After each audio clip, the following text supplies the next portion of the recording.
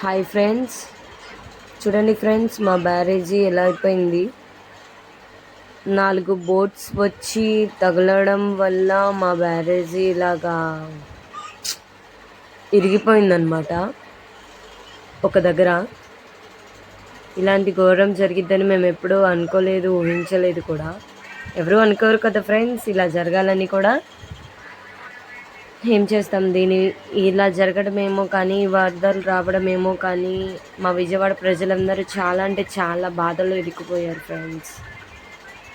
మా కృష్ణమ్మ ఎప్పుడు చల్లపడతారో ఏంటో అర్థం కావట్లేదు.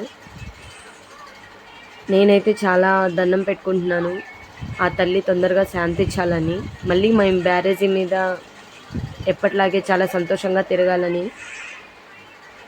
మీరు కూడా కోరుకోండి ఫ్రెండ్స్. మా కృష్ణమ్మ తొందరగా చల్లపడాలని. ఇలాంటి సిచ్యువేషన్ మళ్ళీ రాకూడదని ఇంకా మనస్ఫూర్తిగా కోరుకుంటున్నాను.